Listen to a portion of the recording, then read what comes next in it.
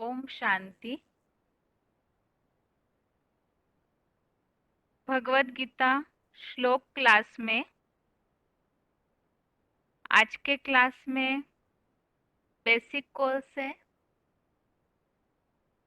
Basic course में topic चल रहा था शिव शंकर का। आज का टॉपिक शुरू करने के पहले इसके पिछले हफ्तों में हमने जो भी समझा है उससे एक बार शॉर्ट में देखते हैं।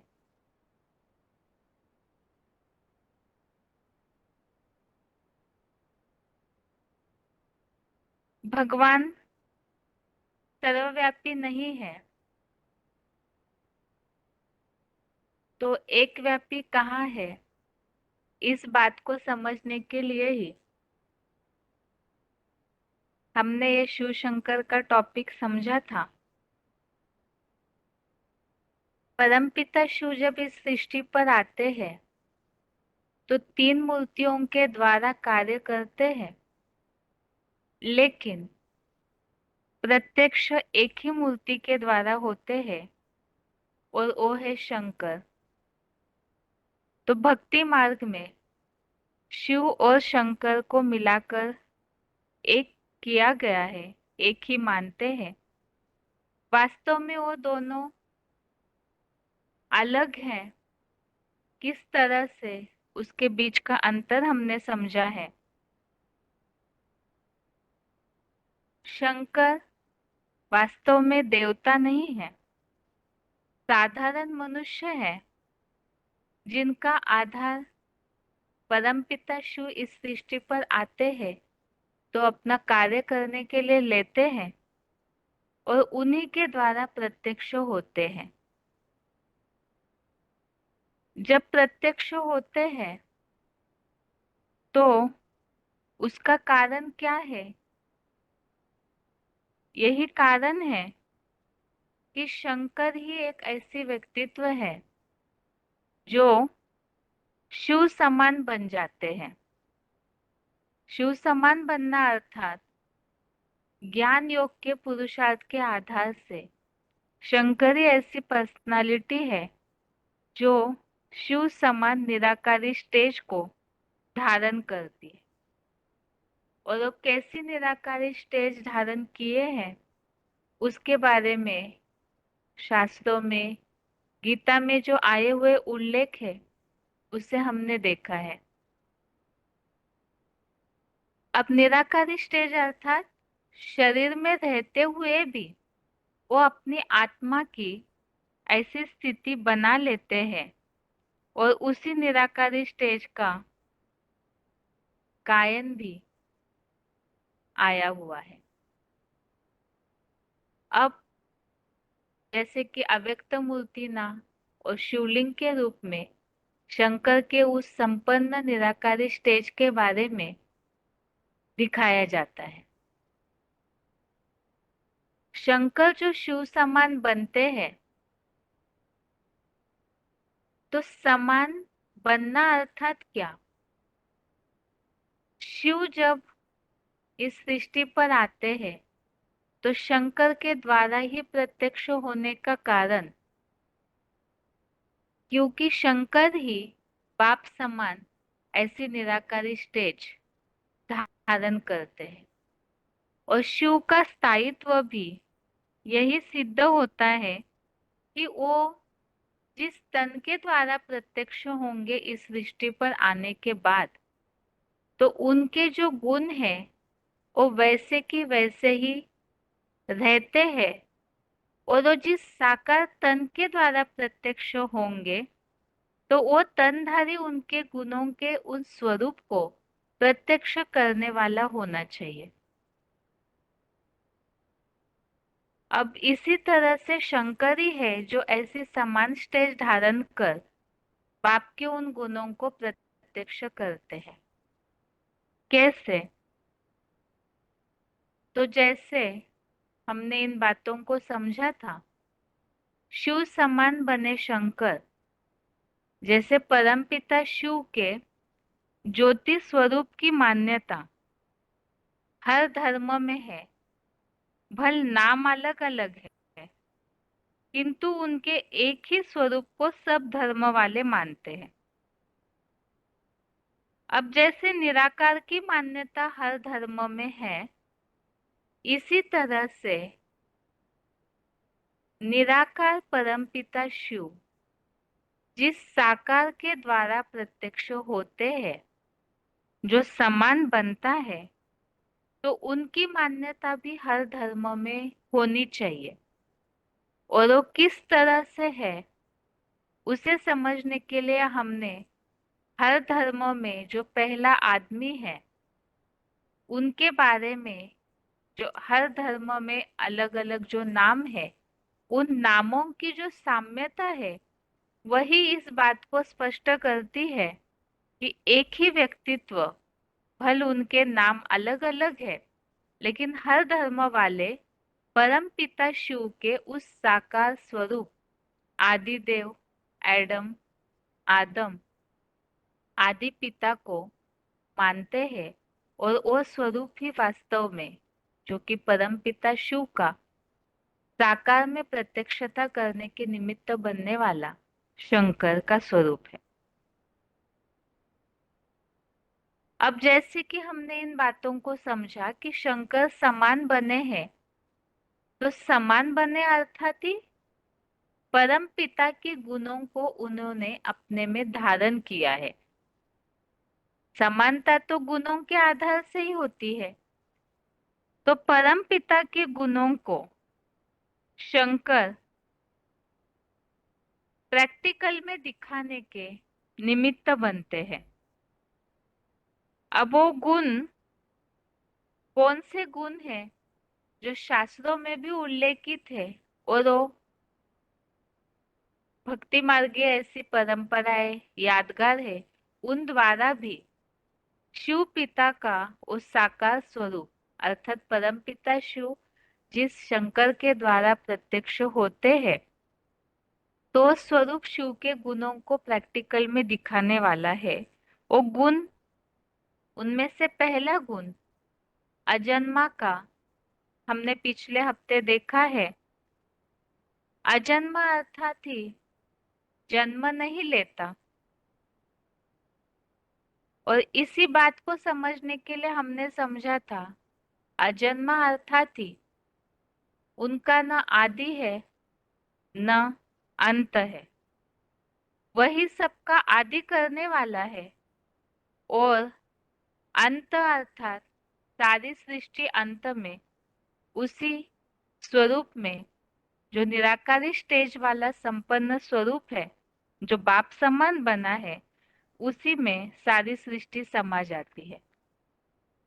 ये जो अजन्मा का गुण है, इसके बारे में हमने काफी सारे श्लोक समझे हैं, किस तरह से वो आदि और अंत करने के लिए निमित्त है, किस तरह से वो अनादि है और अनंत है। और उन गीता के श्लोकों के आधार से और जो अन्य शास्त्रों में उल्लेख है अनादि और अनंत स्वरूप का, उस आधार से शंकर शिव समान अजन्मा का गुण धारण करते हैं, इन बातों को हमने देखा है। अब आज के क्लास में हम देखते हैं अजन्मा के गुण के बारे में, और शास्त्रों में या भक्ति मार्गीय बातों में क्या क्या यादगार दिखने में आते हैं।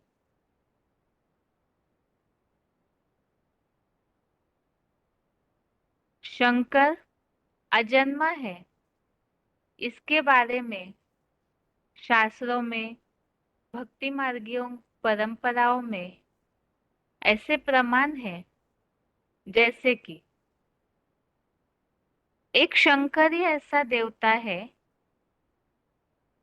जिनका जन्म या मृत्यु दिखाया नहीं जाता है शास्त्रों में।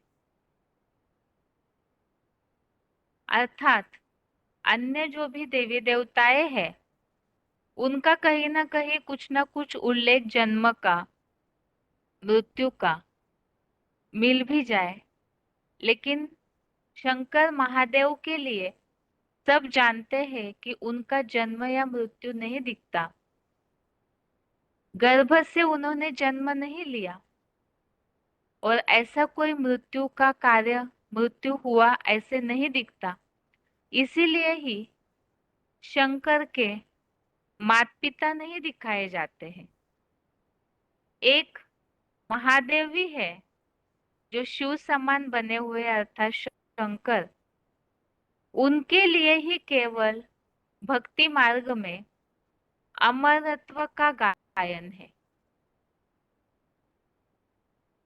और अमरत्व के आधार से ही उनको अजन्मा ये उपाधि या ये टाइटल मिल जाता है। वो इस गुण को अपने में ऐसे धारण किए हैं। तो अमरत्व अर्थात क्या? अमर अर्थात अमर इस शब्द का अर्थ ही है मर अर्थात मरना, अ अर्थात नहीं। तो मरना नहीं अर्थात उनकी मृत्यु नहीं, अर्थात ये वो मृत्युंजय है। मृत्युंजय महामृत्युंजय नाम से एक शंकर के नाम से ही मंत्र जापा जाता है ताकि लोग अपने आप को मृत्यु से छिड़ा सके। तो जिसने खुद मृत्यु से परे हो चुका है वही तो औरों को इस बात की शिक्षा दे सकते हैं।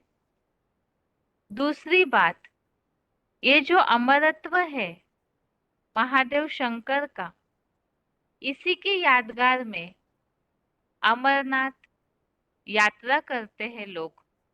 अमरनाथ की यात्रा बहुत प्रसिद्ध है। अमरनाथ का मंदिर जो सबसे ऊंचाई पर स्थित है तो वो भी बहुत प्रसिद्ध है क्योंकि शिव शंकर जो शंकर समान बनते हैं शिव के, उन्होंने ऐसी निराकारी स्टेज ऐसी ऊंची स्टेज धारण की है कि वो इस गुण को अपने में पूरा धारण कर ऊंचाई स्थिति के आधार से अमर बन जाते हैं, मृत्यु से परे हो जाते हैं। इसी की यादगार में अमरनाथ का मंदिर, अमरनाथ की कथा प्रसिद्ध है। अब इसी तरह जैसे मृत्यु के लिए हमने समझा अमरनाथ के रूप में अमरत्व का गायन है, इसी तरह से ये जो साकार स्वरूप है शंकर जो शिव समान बने हैं, उनकी किसी भी प्रकार की जयंती का गायन नहीं होता है। जैसे कृष्ण की, श्री कृष्ण है, श्री राम है, इनकी भी भक्ति मार्ग में बहुत मान्यता है, लेकिन उनका जन्म दिखाया जाता है। कृष्ण जन्माष्टमी के रूप में कृष्ण का जन्मदिन मनाया जाता है। राम नवमी के रूप में श्री राम का भी जन्मदिन मनाया जाता है। लेकिन शंकर के लिए कहीं भी इस तरह से जन्म दिवस के रूप में जयंती मनाई हुई दिखने में नहीं आती है। फिर प्रश्न ये उठता है कि शिवरात्रि के रूप में जो भक्ति मार्ग में परंपरा मनाई जाती है तो वो क्या है? तो ये महाशिवरात्रि के रूप में जो पर्व मनाते हैं तो वास्तव में वो अन्य देवताओं की तरह जन्म दिवस के रूप में नहीं मनाया जाता। तो इसका रहस्य यही है, रात्रि में ही ये महाशिवरात्रि जो मनाई जाती है इसका खास अर्थ यही है, शिव जिस साकार तन के द्वारा अर्थात जो समान बने हुए हैं शिव के, शंकर के द्वारा प्रत्यक्ष होते हैं, तो ये शिवरात्रि उनका प्रत्यक्षता रूपी जन्म का यादगार है। कलयुग के घोर अंधकार के समय, जैसे कि सृष्टि चक्र के चित्र में चारों युगों के बारे में हमने समझा है, तो कलयुग के अंत में सारी सृष्टि जब अज्ञान अंधकार में पूरी तरह से डूबी हुई है, तो ऐसे अंधकार की रात्रि में शिव साकार स्वरूप के द्वारा प्रत्यक्ष होते हैं। तो उसी की यादगार में शिव जयंती मनाते हैं। ये हमने पहले भी समझा है। परम पिता शिव तो अजन्मा है, वो जन्म मरण के चक्र में आते नहीं है। तो फिर इस सृष्टि पर वो कार्य कैसे करते हैं? इसके लिए भी हमने समझा, जो गीता में उल्लेख है, प्रवेश तुम प्रवेश करके कार्य करते हैं।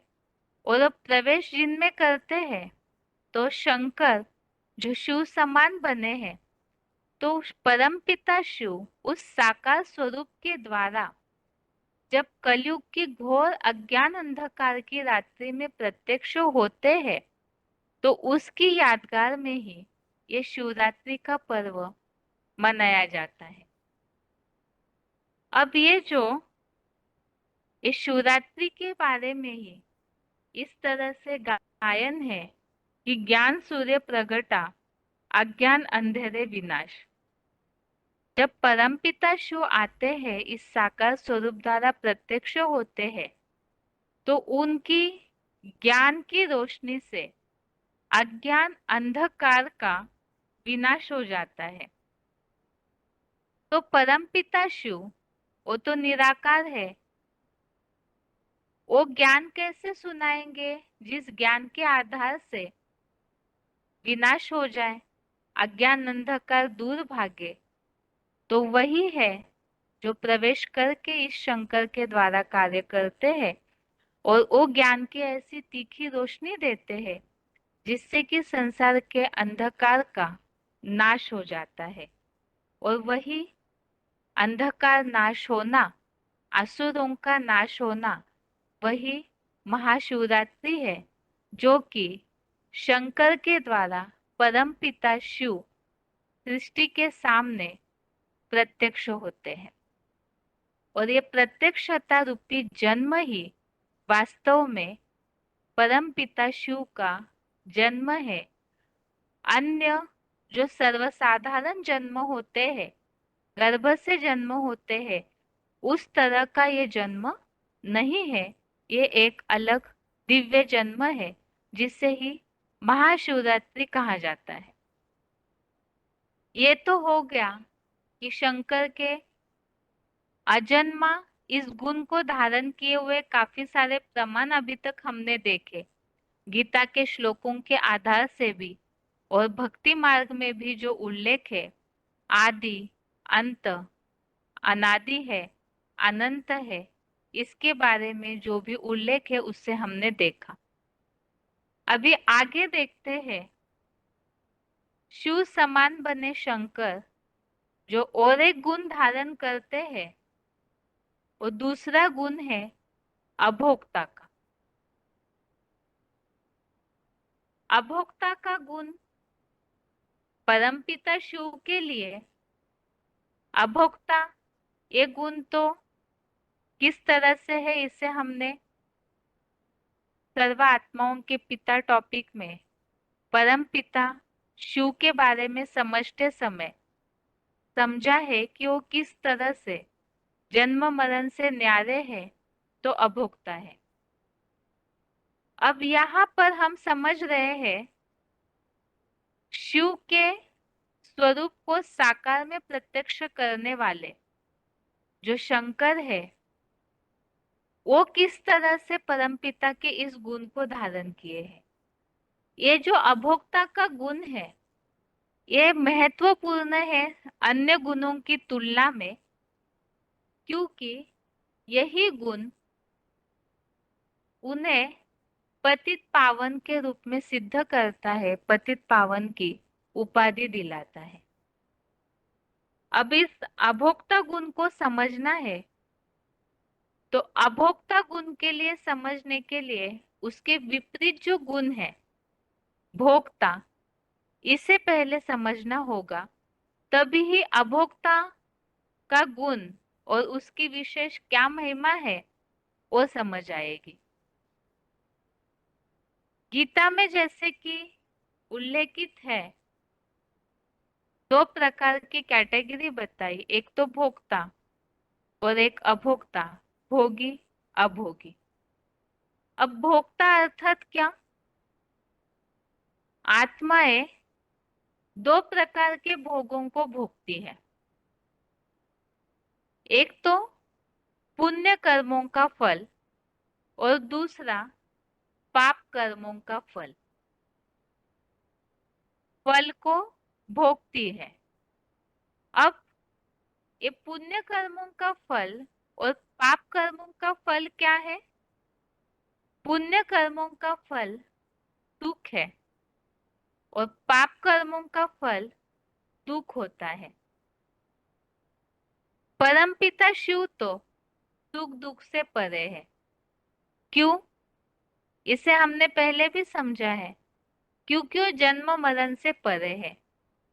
जन्म मरण से परे है तो कर्मों के बंधन से परे, तो सुख या दुख भोगने की उनके लिए तो बात ही नहीं।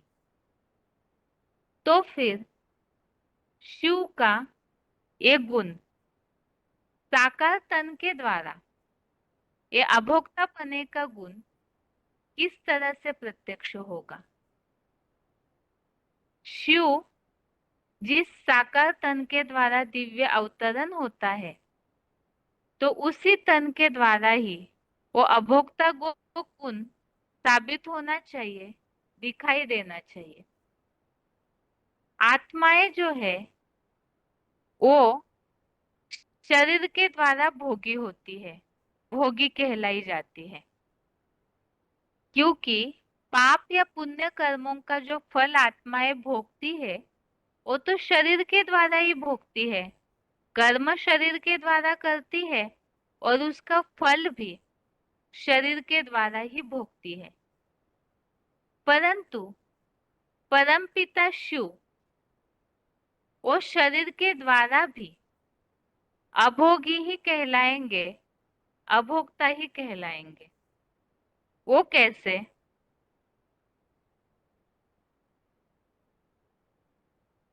तो आगे इसे समझते हैं कि परमपिता शिव शरीर के द्वारा भी अभोक्ता कैसे है। अब इसे समझने के लिए ही पहले तो पाप या पुण्य कर्म का फल जो शरीर के द्वारा कर्मों के द्वारा भोगा जाता है, तो पुण्य की बात तो समझते हैं, अच्छे कर्म। पाप कर्म जो है उसके बारे में समझना जरूरी है कि पापों की शुरुआत होती कहाँ से है। क्योंकि परमपिता शिव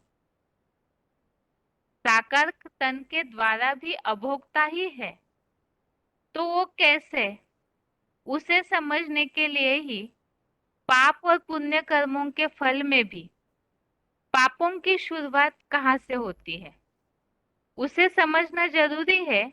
क्योंकि शरीर से जुड़े हुए जो कर्म है उसे करते हुए भी वो किस तरह से अभोक्ता बनते हैं, तभी हम इस बात को समझ पाएंगे। अब पहली बात तो पाप की शुरुआत कहाँ से होती है? पापों का मूल जड़ क्या है? इसके बारे में तो हमने पीछे के बेसिक कोर्स के टॉपिक में कई बार इस श्लोक को समझा है। तीसरे अध्याय का 37वां श्लोक, अध्याय 3 का श्लोक नंबर 37 श्लोक है। कामेश क्रोधेश रजोगुण समुद्भव महाशनो महापाप्मा विद्धि एनम इह वैरिनम। तो इसमें जो काम और क्रोध है यही पाप की शुरुआत करते हैं। रजोगुण से उत्पन्न हुए ये काम और क्रोध ये पापों का मूल है। अर्थात ही काम वासना जो है ये पापों का मूल है। काम अर्थात केवल विकारी भावनाओं की ही बात नहीं, बल्कि कामनाएं जो है वो सारी कामनाएं ही पाप बनाती है और इसके कारण ही आत्माएं पापी बनती है। अब यहाँ कामनाओं के कारण पाप कैसे बनता है, इसके बारे में भी हमने समझा था। जो दूसरे अध्याय का 62-63वां श्लोक है, अध्याय 2 का 62 और 63 वाला श्लोक, इसमें जो उल्लेख आया हुआ है संगात संजायते कामा, तो ये पूरी जो प्रोसेस बताई है इसमें, कामनाएं जो है, कामनाओं की पूर्ति नहीं होती, इच्छाओं की पूछ तो लंबी होती है, उसकी पूर्ति न हुई तो क्रोध शुरू होता है, और क्रोध से फिर किस तरह स्मृति का नाश होता है, बुद्धि का नाश होता है, और उसका जो अंतिम रिजल्ट है वो भी हमने समझा है कि पूरी तरह बुद्धि ही नाश हो जाती है। तो अन्य विकारों की तुलना में एक काम विकार की जो भावना है, एक कामनाएं है, इन्हें रोकना बहुत कठिन है, क्योंकि ये सबसे ज्यादा पतन भी करता है, और इसकी जो इच्छाएं या कामनाएं है और काम वासना की जो भोगने की जो लालसा लगी रहती है इंसानों में, तो वो अपूर्णीय है, ऐसे गीता में बताया है। और गीता में इसीलिए ही इस महाशत्रु को ही, जो बहुत पाप कराता है, इसे जीतने के बारे में भी तीसरे अध्याय का ही 43वें श्लोक में भी बताया है। अध्याय 3 का श्लोक नंबर 43, इस श्लोक में जैसे रजोगुण से पैदा हुए काम क्रोध बहुत पाप कराते हैं, तो इस पापी को ही पहले जीतने के लिए बताया है। ये श्लोक है तीसरे अध्याय का 43 नंबर श्लोक। श्लोक है, एवं बुद्धे परम बुद्ध्वा संस्तभ्यात्मानमात्मना जहि शत्रुम महाबाहो काम रूपम दुरासदम। तो इस श्लोक में तो खास बात बताई हुई है कि ये तो काम महाशत्रु है, तो इसीलिए ही इसे भगवान की याद में स्थिर होकर के इस काम रूपी महाशत्रु को मारने का उपदेश भगवान ने दिया है। अब इसमें भी ऐसा कौन सा देवता है शास्त्रों में जिसके बारे में ही सबसे ज्यादा ये माना जाता है कि उन्होंने सबसे पहले कामदेव को भस्म किया है। काम विकार का नाश करने के रूप में एक ही वो देवता है जिनका भक्ति मार्ग में शास्त्रों में गायन है। तो कामदेव को भस्म करने के बारे में तो महादेव शंकर के लिए ही उल्लेख आता है। एक शंकर ही ऐसा देवता है जिनके बारे में शास्त्रों में ये वर्णन है। अब ये भी जैसे कि अन्य जो भी देवताएं हैं, देवताएं अर्थात ही पवित्र, पवित्रता की निशानी ही उनकी पूजा की जाती है। तो अन्य देवताओं के लिए हम जैसे देखते हैं कमल पाद, कमल हस्त, कमल नयन, ऐसे मान करके उनकी पूजा की जाती है। परंतु एक शिव समान बने शंकर महादेव है जिनके लिए लिंग के रूप में पूजा होती है, और जिसके लिए हमने पहले भी देखा है कि निराकारी स्टेज का प्रतीक शिव समान जो महादेव शंकर निराकारी स्टेज धारण करते हैं, अपने देह भान को पूरा भूल जाते हैं, तो इसी की यादगार में शिवलिंग के रूप में पूजा तो पवित्रता का प्रतीक है, तो शिवलिंग के रूप में ही पूजा होती है। और यही प्रमाण है शिव जो साकार तन के द्वारा अभोक्ता बनते हैं। और इसीलिए ही ये जो मान्यता है शास्त्रों में जो यादगार है, तो इस आधार से ही एक शिव शंकर ही है जिन्हें पतित पावन कह सकते हैं, अन्य देवताओं के लिए नहीं। अन्य देवताएं भी पवित्रता का प्रतीक है, लेकिन सबसे पहले तो कामदेव के रूप में भस्म करने के रूप में महादेव शंकर ही आगे जाते हैं, और वही शिव का जो अभोक्ता गुण है उसे धारण करने में और उसे प्रत्यक्ष करने के लिए निमित्त बनते हैं। तो इस तरह से आज के कोर्स में हमने इस बात को देखा, एक तो महादेव शंकर, इनका अजन्मा के रूप में अन्य शास्त्रों में क्या उल्लेख है। भक्ति मार्ग में अजन्मा के रूप में ही जो उल्लेख है आदि और अंत नहीं, तो आदि अर्थात उनका जन्म कहीं गर्भ से दिखाया नहीं जाता, उनके माता पिता दिखाए नहीं जाते हैं। और मृत्यु के रूप में भी उनका मृत्यु नहीं दिखती है कहीं भी शास्त्रों में उल्लेख की हुई। दूसरी बात, उनके लिए ही, एक शंकर के लिए ही अमर के रूप में गायन है, अमरनाथ के रूप में उन्हीं की मान्यता है। और मृत्यु पर जीत प्राप्त करने के लिए भी महामृत्युंजय नाम का जो मंत्र है वो भी शंकर के नाम से ही, जो शिव समान बने हैं उनके नाम से ही जापा जाता है। तो इससे तो स्पष्ट है कि न ही उनका जन्म अर्थात आदि नहीं और अंत भी नहीं, तो वही अजन्मा के गुण को धारण किए हुए हैं।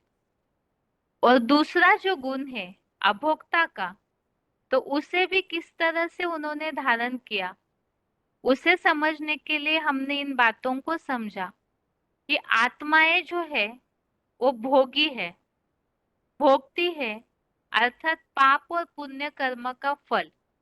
पापों का फल दुख और पुण्य का फल सुख भोगती है।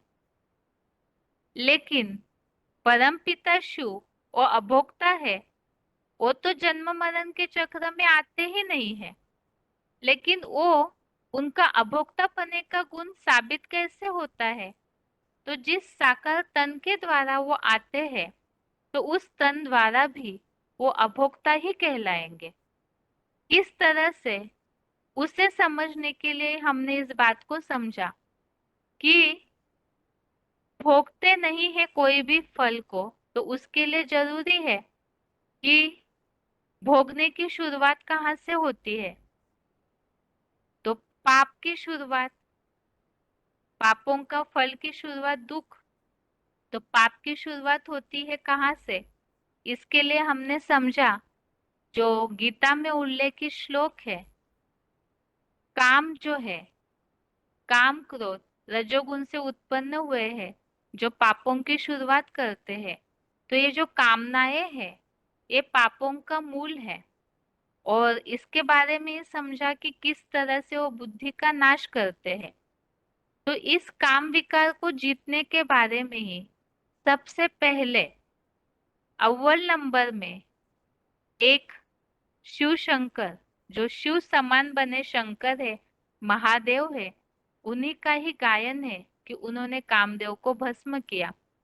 अर्थात ही वो इस तरह से भोगते ही नहीं है, विकारी भावनाओं पर जीत प्राप्त की है।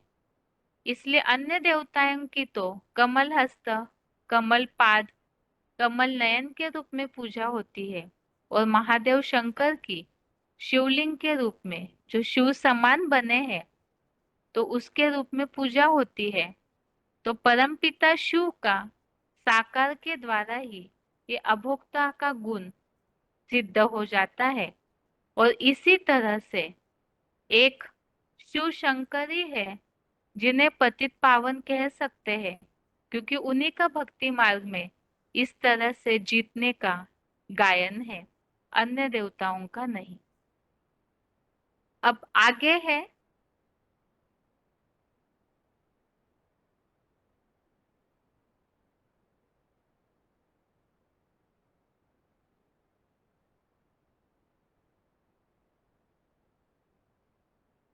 आत्मा का टॉपिक। आत्मा के टॉपिक में अभी तक हमने इन बातों को समझा है। मन, बुद्धि और संस्कार, इनका आपस में क्या कनेक्शन है।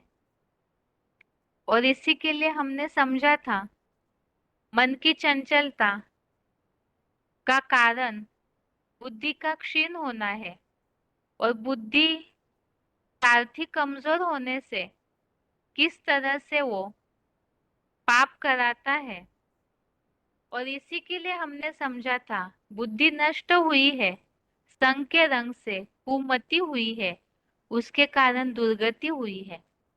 अब इसे वापिस बुद्धि को लाना है, तो उसके लिए जरूरी है एक भगवान का संग करना है। और उसके लिए हमने समझा था कि भगवान को कोई जानते नहीं है वास्तव में भक्ति मार्ग में यथार्थ रीति, तो इसीलिए आर्टिफिशियल याद करते हैं। जिसके लिए हमने समझा था कि भक्ति मार्ग में जैसे ढेर सारे आडंबर करते हैं, भक्ति गीत संगीत आदि के द्वारा भगवान को याद करने का प्रयास करते हैं, फिर भी याद स्थायी ठहरती नहीं है। और याद एक टिक होकर न टिकने का कारण ही है भगवान से संबंध जोड़ा नहीं। संबंध न जोड़ने का कारण भगवान की यथार्थ पहचान नहीं। यथार्थ पहचान नहीं तो यथार्थ याद करते नहीं। यथार्थ याद करते नहीं तो याद टिकती भी नहीं, सहज और निरंतर भी नहीं हो पाती है। और इसीलिए ही भगवान की यथार्थ पहचान जरूरी है, जिसके लिए हमने पिछले हफ्ते श्लोकों के आधार से समझा था वास्तव में भगवान को तो यथार्थ कोई जानते ही नहीं है, तो इसीलिए पहचान नहीं दे पाते। तो भगवान की यथार्थ पहचान वास्तव में भगवान स्वयं आकर देते हैं। और वो जब स्वयं इस सृष्टि पर, अभी वर्तमान समय ऐसा चल रहा है जिस समय सारों की ही बुद्धि नष्ट हुई है, तो उस बुद्धि को पुनः देने के लिए ही भगवान इस सृष्टि पर आकर के अपना कार्य कर रहे हैं। तो उनको यथार्थ रीति पहचान कर उनको एक्यूरेट यथार्थ रीति याद करेंगे, उनसे संबंध जोड़ेंगे यथार्थ पहचान कर, तो उससे याद सहज होगी। अब फिर प्रश्न है कि क्या केवल भगवान को याद करने मात्र से ही होगा। मन बुद्धि से केवल भगवान को याद कर लिया तो पर्याप्त तो हो जाएगा, तो ऐसे नहीं है। क्योंकि मनुष्य तो कर्मों में सदैव लगे रहते हैं, तो कर्म के साथ याद होनी चाहिए।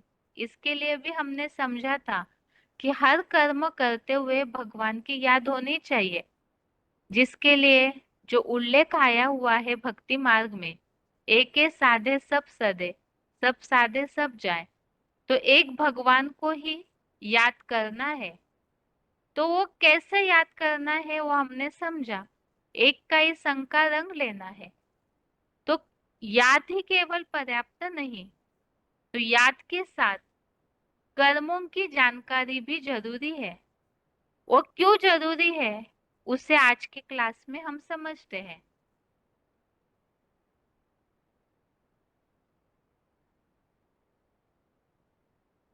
याद के साथ कर्मों की जानकारी। अब भगवान की याद की महिमा को तो हमने समझ लिया, तो भगवान को पहचान कर निरंतर उनकी याद करनी है।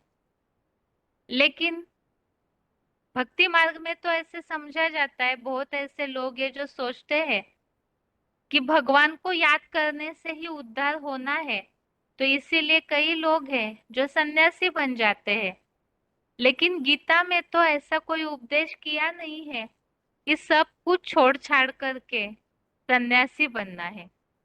कर्म सन्यासी नहीं, बल्कि कर्मयोगी बनना है, और हर कर्म करते हुए मन बुद्धि से भगवान को याद करना है। जिसके लिए गीता का ही तीसरे अध्याय का 7वां श्लोक, अध्याय 3 का श्लोक नंबर 7, इसमें ये उल्लेख आया हुआ है, मन से इंद्रियों को नियंत्रित करके अनासक्त होकर के सारे कर्म करने हैं, अर्थात भगवान को याद करना है, बाकी मन से सब बातों से अनासक्त रहना है। अब कर्म करना है तो जैसे याद करने के लिए हमने महत्व समझा, तो इसी तरह से कर्म करने के लिए कर्मों की जानकारी भी होनी चाहिए, क्योंकि बुद्धि नाश होने से पाप कर्म होते हैं, और पाप कर्म होने से ही उसका मूल दुख अशांति जीवन में लगी रहती है, और उसके कारण मानसिक तनाव, डिप्रेशन, तो ये सारी चैन बनी हुई है। इसीलिए मूल बात, जैसे मन बुद्धि से भगवान को याद करना, ये मन बुद्धि का कार्य, तो कर्म शरीर की इंद्रियों से करते हैं। इसीलिए कैसे कर्म होने चाहिए, उन कर्मों की जानकारी भी वास्तव में जरूरी है। क्यों? क्योंकि दुखों का मूल पाप है।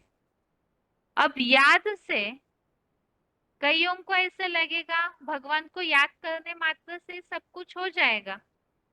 भगवान को याद करने से सब होगा, याद से पिछले पाप कर्म तो नष्ट हो जाते हैं। वर्तमान में जो हम कर्म कर रहे हैं और भविष्य में जो कर्म कर रहे हैं, करने वाले हैं, तो उसके लिए याद के साथ कर्मों की जानकारी जरूरी है। क्योंकि कर्म योगी बनना है तो कर्मों की जानकारी जरूरी है। अज्ञानता है, क्या करना चाहिए क्या नहीं करना चाहिए, इसके कारण ही तो जन्म जन्मांतर पाप करते आए हैं। इसीलिए ही कर्मों की गति का ज्ञान कर्मों के लिए जरूरी है। अब वो कर्मों की गति का ज्ञान कौन दे सकता है, उसे क्यों जानना चाहिए, इसके बारे में भी गीता में उल्लेख आया हुआ है, तो उसे भी देखते हैं।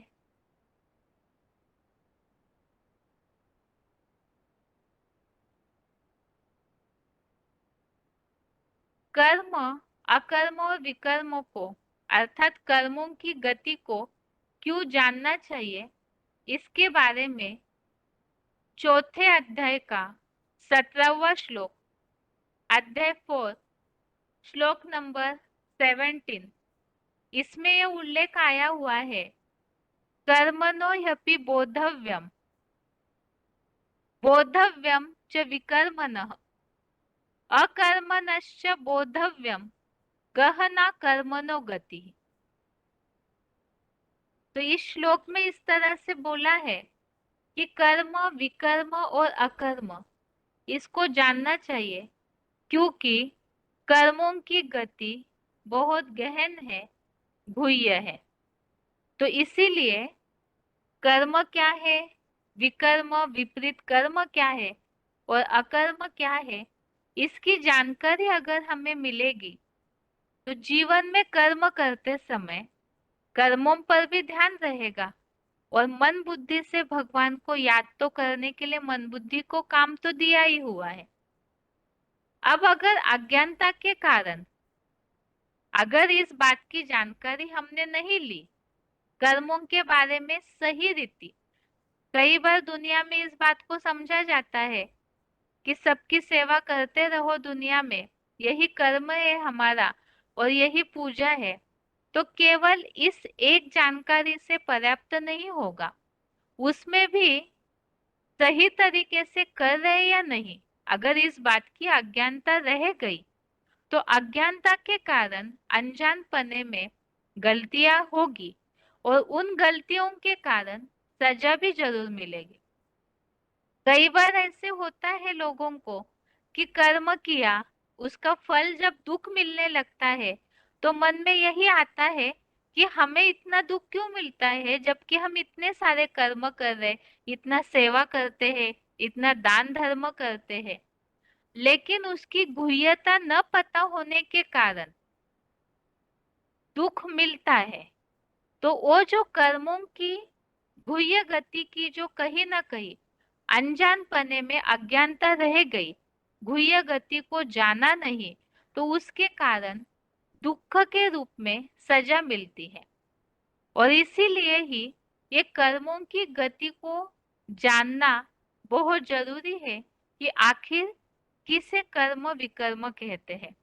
इसी के बारे में ही एक कहावत भी है, करता था तो क्यों किया, अब कर क्यों पछताए, बोया पेड़ बबूल का, आम कहाँ से खाए। अर्थात करने के बाद अगर पछतावा करते रहे, अब पछताने से होत क्या, जब चिड़िया चुग गई खेत। तो कर्म करने के बाद अगर पछताते हैं, कर्म करते समय कर्म है बीज, तो उस समय अगर सोचा ही नहीं कि हमने कौन सा बीज बोया, कैसा कर्म किया, तो उसका फल जो दुख मिलता है, तो उस समय पछताने से कैसे चलेगा।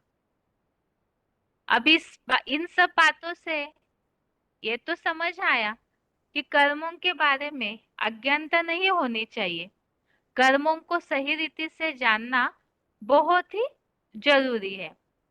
अब प्रश्न आता है कि कर्मों की गति को जानना जरूरी है, तो इस कर्मों की गति का ज्ञान कौन देगा हमें। कर्मों की गति का ज्ञान देने के बारे में दुनिया में तो ये माना जाता है कि बहुत ऐसे विद्वान पंडित है, साधु सन्यासी है, बहुत ऐसे दुनिया में महान लोग हैं जो कर्मों के बारे में उपदेश देते हैं। तो प्रश्न है कि क्या वो सही रीति से कर्म की थ्योरी को जानते हैं। भगवान ने गीता में इसके बारे में क्या बताया है। चौथे अध्याय का 16वां श्लोक, अध्याय 4, श्लोक नंबर 16। श्लोक है, किम कर्म किम कर्मेति कवयोप्यत्र मोहितः तत्ते कर्म प्रवक्ष्यामि यद ज्ञात्वा मोक्षसे शुभात्। तो इसमें इस श्लोक में इस तरह उल्लेख आया हुआ है कि कर्म क्या है, अकर्म क्या है, इसके बारे में तो विद्वान लोग भी चकरा गए हैं। क्योंकि कर्मों की जो गति है, जैसे हमने समझा, कर्म की गति तो बहुत गहन है। तो ये जो विद्वान पंडित, बड़े बड़े जज है, बहुत ऐसे हर धर्म में ही कर्मों की गति को बताने वाले लोग हैं, लेकिन ये लोग भी वास्तव में चकरा जाते हैं कर्मों की गति को लेकर। क्यों, इसका क्या प्रमाण है। तो इसका उदाहरण हम देख सकते हैं। आज की दुनिया में कर्मों को बारे में न्याय देने के लिए न्यायालय खुले हुए, लेकिन अगर उसकी वास्तविकता देखी जाए तो सालों बीत जाते हैं, लेकिन जनता को उनके ही सही या गलत कर्मों के बारे में कोई भी सही फैसला नहीं सुना पाते हैं। इसी तरह से ही आज दुनिया में जो भी कर्मों के लिए सलाह देने वाले बैठे हुए हैं, अगर वो सही रीति कर्म की सलाह देते, कोई भी मनुष्य, विद्वान पंडित आदि जो भी, तो आज दुनिया दुर्गति की ओर नहीं जाती। क्योंकि कर्म के बारे में सही सलाह मिलते ही लोग कहीं ना कहीं उनके कर्मों पर नियंत्रण कर लेते, लेकिन स्वयं ही जो चकराए हुए हैं, तो वो फिर औरों को कर्मों की गति का ज्ञान कैसे दे सकते हैं। तब प्रश्न आता है, जो खुद जानते नहीं, वो तो कर्मों की गति का ज्ञान दे ही नहीं सकते हैं, तो फिर कौन देता है कर्मों की गति का ज्ञान। इसके लिए आगे समझते हैं। कर्मों की गति का ज्ञान देने वाला जब कोई मनुष्य मात्र है नहीं, जैसे इसके पहले के उल्लेखों में हमने देखा, जहां बुद्धि के नाश की बात आई, तो वहां हमने समझा था कि बुद्धिमानों की बुद्धि तो एक परम पिता शिव, परम पिता ही है, तो इसी तरह से भगवान ही है जो ज्ञान कर्मों की गति का दे सकते हैं। क्यों? जैसे कि वो बुद्धिमानों की बुद्धि है, उसी तरह से वे त्रिकालदर्शी भी है, तीनों कालों को जानने वाले भी है। और इसी के लिए ही भगवत गीता का 7वें अध्याय का 26वां श्लोक, अध्याय 7, श्लोक नंबर 26, इस श्लोक में उल्लेख है, वेदाहम समतीतानि वर्तमानानि चार्जुन भविष्यानि च भूतानि माम तु वेद न कश्चन। तो इस श्लोक में 7वें अध्याय का ये जो 26 नंबर श्लोक है, इसमें ये उल्लेख आया हुआ है कि एक भगवान ही है जो प्राणियों के भूतकाल, वर्तमान और भविष्य को जानते हैं। तो भगवान ही तीनों कालों को जानने वाले हैं, इसीलिए वही सही रीति से कर्मों के बारे में बता सकते हैं। तो भगवान क्या करते हैं ऐसे जिसके कारण मनुष्यों को कर्मों की गति का ज्ञान मिलता है? तो उसके लिए ही बताया कि भगवान मनुष्यों के अंदर पापों का मूल क्या है? कर्मों में गलतियां होना। और कर्मों में गलतियां होने का कारण है कर्मों की अज्ञानता। कर्मों की गुह्य गति को जानते नहीं है, अर्थात अज्ञानता है, अनजान है कर्मों की गति के बारे में। तो उस अज्ञानता को नष्ट करने के लिए ही भगवान ज्ञान का दीपक देते हैं। अंधकार में जैसे लोग ठोकरे खाते हैं, इसी तरह कर्मों की अज्ञानता के अंधकार के कारण मनुष्य ठोकरे खा रहे, गलतियां कर रहे हैं। इसीलिए भगवान आकर ज्ञान का ऐसा दीपक देते हैं। वो दीपक ही भगवान को याद करने वालों के ऊपर कृपा है, जिसके लिए ही 10वें अध्याय का 11वां श्लोक, अध्याय 10, श्लोक नंबर 11, इस श्लोक में इस तरह से उल्लेख आया हुआ है, तेषामेवा नुकम पार्थ अहम अज्ञानजमतमः नाशयाम्यत्म भावस्तो ज्ञान दीपेन भास्वता। तो इसमें जो उल्लेख आया है कि भगवान ज्ञान का ऐसा दीपक देते हैं जिस कारण से मनुष्यों के अंदर से अज्ञानता का अंधकार नष्ट हो जाता है। और वो किस तरह से नष्ट होता है? भगवान के ज्ञान में ऐसी क्या कमाल है जिस कारण से मनुष्यों के अंदर से अज्ञान नष्ट हो जाए? जैसे हमने समझा कि भगवान तीनों कालों को जानते हैं, तो भगवान ऐसा संपूर्ण ज्ञान देते हैं जो 7वें अध्याय का दूसरा श्लोक है, अध्याय 7 का श्लोक नंबर 2, इसमें इस तरह से उल्लेख आया हुआ है कि भगवान का जो ज्ञान है और ज्ञान सहित ऐसा विशेष ज्ञान योग दिखाते हैं जिस कारण से और कुछ भी वो ज्ञान जानने के बाद और कुछ भी जानने योग्य शेष नहीं रहता है। तो ऐसा भरपूर ज्ञान भगवान देते हैं और उस ज्ञान से ही अज्ञान अंधकार नष्ट होता है। और इसी के बारे में वेदों की ऋचाओं में भी एक उल्लेख आया हुआ है, ऋते ज्ञानान मुक्ति। ज्ञान के सिवाय मुक्ति हो ही नहीं सकती। तो किस चीज से मुक्ति? दुखों से मुक्ति, पाप कर्मों से मुक्ति, अज्ञानता से मुक्ति हो जाती है। और इसके लिए ही जरूरी है ज्ञान। तो वो ज्ञान भगवान ही मनुष्य मात्र को देते हैं। जब तक हम इस कर्म की गति को नहीं जानेंगे, तब तक पाप कर्मों से, दुखों से मुक्त हो ही नहीं सकते हैं। तो ये तो हमने समझ लिया कि भगवान का ज्ञान ही मनुष्यों के ऊपर कृपा है। तो जो भगवान को याद करते हैं तो उन्हें कर्मों की गति का ज्ञान भी भगवान देते हैं, और उस ज्ञान से ही दुखों से मुक्ति होगी। लेकिन भगवान वो ज्ञान देते कैसे हैं? ज्ञान से मुक्ति, ये तो समझ लिया। भगवान के ज्ञान को जानने के बाद कुछ भी शेष नहीं रहता, ये भी समझ लिया। लेकिन वो ज्ञान भगवान देते कैसे है, उसका तरीका क्या है?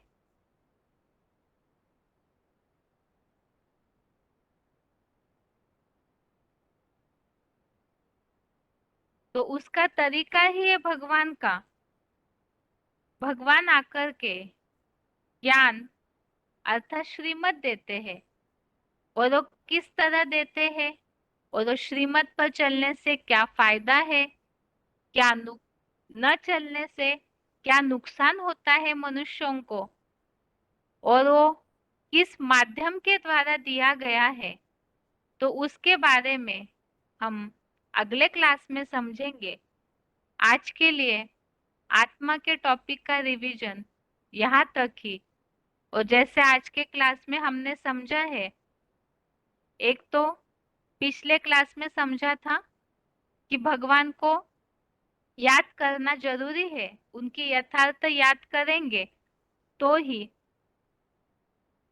पापों से दुखों से मुक्ति होती है। तो इसी तरह से याद के साथ कर्मों की जानकारी भी जरूरी है। और वो कर्मों की जानकारी क्यों जरूरी है, इसके बारे में गीता में आए हुए श्लोकों का उल्लेख हमने देखा। कर्मों की गति बहुत गहन है, इसीलिए कर्म विकर्म अकर्मों को जानना चाहिए।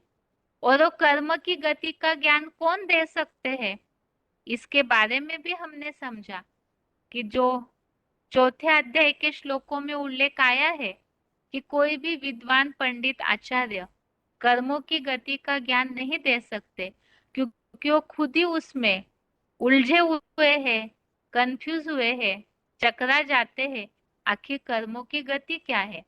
तो इसीलिए सही ज्ञान वो भी नहीं दे सकते हैं। तो कौन देता है कर्मों की गति का ज्ञान? उसका उत्तर है एक भगवान ही है जो कर्मों की गति का ज्ञान देते हैं। इसका प्रमाण क्या है? भगवान ही क्यों दे सकते हैं? इसलिए क्योंकि जो 7वें अध्याय के 26वें श्लोक में उल्लेख आया है, भगवान एक ही है जो त्रिकालदर्शी है। वो प्राणियों के तीनों कालों को जानते हैं, और इसी के कारण वो ऐसा ज्ञान देते हैं जिसके लिए 10वें अध्याय का 11वां श्लोक में उल्लेख आया। भगवान जो ज्ञान का दीपक देते हैं, वही वास्तव में भगवान को याद करने वालों के ऊपर कृपा है। और वो ज्ञान का दीपक अर्थात संपूर्ण ज्ञान जो भगवान देते हैं, उसके बाद और कुछ भी जानने के लिए शेष नहीं रहता है। और वो ज्ञान लेने के बाद ही ऋते ज्ञानन मुक्ति, वो ज्ञान के बाद ही पापों से और दुखों से मुक्ति होती है। तो ये तो हमने महत्व समझा कि ज्ञान के आधार से ही कर्मों की गति का ज्ञान भगवान देते हैं, ज्ञान के आधार से ही मुक्ति होती है। और आगे हफ्ते हम समझेंगे वो कर्मों की गति का ज्ञान मिलने का माध्यम क्या है, वो कैसे देते हैं, और वो ज्ञान अर्थात जो श्रीमद् भगवान देते हैं उस पर चलने से फायदा और न चलने वालों का क्या नुकसान होता है। तो इसके साथ आज के लिए शिव शंकर के टॉपिक में हमने दो बातें समझी। शास्त्रों में उल्लेखित अजन्मा के प्रमाण, और अभोक्ता का दूसरा गुण जो कि शिव शंकर को किस तरह पतित पावन सिद्ध करता है।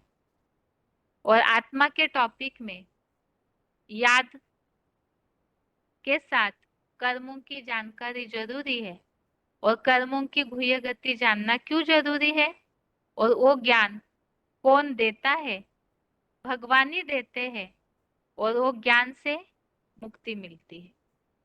इस सारी बातों को हमने समझा, जो कि कल के श्लोक टेस्ट के लिए टॉपिक होगा। और इसके साथ ही आज के लिए गीता क्लास यहाँ तक ही। ओम शांति।